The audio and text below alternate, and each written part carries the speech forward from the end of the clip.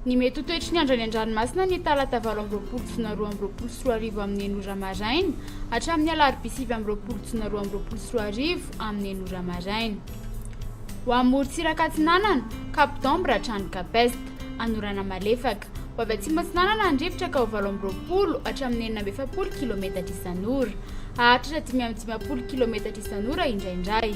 Aherindranomasina. Ahavon'ny onja 3 hatramin'ny 4 metatra. Ahatratra 4,10 metatra indraindray. Isy androana tony ny avy atsimo Atsinanana. Capest hatrany Manoro, anorana malefaka miatoato. Ho avy atsimo Atsinanana andrivotra ka ho 9 hatramin'ny 20 km isan'ora. Ahatratra 7 hatramin'ny 40 km isan'ora indraindray. Anonjabenina aherindranomasina. Ahavon'ny onja 3 hatramin'ny 4 metatra. Isy androana tony ny avy atsimo.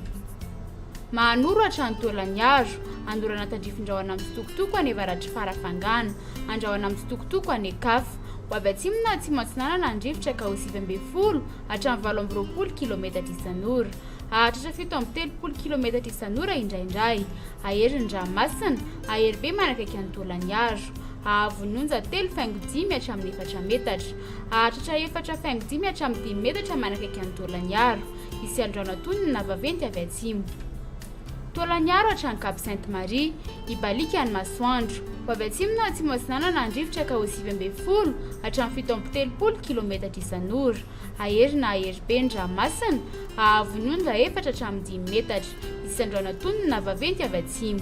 Ho amin'ny morontsiraka andrefana, Cap Sainte-Marie hatrany Cap Saint-Vincent, Ibalika any Masoandro. Ho avy atsimo Atsinanana andrivotra ka ho 20 hatramin'ny 40 km isan'ora. Ahatratra 5 km isan'ora manakaiky any Toliara ny alina. Aherindranomasina, aheribe any amin'ny tapany atsimo. Ahavon'ny onja 3 hatramin'ny 4 metatra. Ahatratra 4,10 hatramin'ny 10 metatra any amin'ny tapany atsimo. Isy androana tony ny navaventy avy atsimo.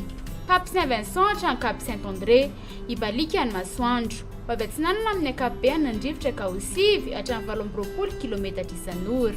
Ahatratra 17 hatramin'ny 40 km isan'ora ny atsimo Morondava. Hitoetra ho avy atsimo izany indraindray mandritry ny alina ka ho 9 hatramin'ny 20 km isan'ora. Anonjabe ny ranomasina. Ahavon'ny onja 2,10 hatramin'ny 2 metatra. Ahatratra 2,10 metatra indraindray. Isy androana avy atsimo. Cap Saint-André hatrany Analalava, Ibalika any Masoandro amin'ny ankapobeny. Ho avy atsimo Atsinanana andrivotra ka ho 20 hatramin'ny 40 km isan'ora.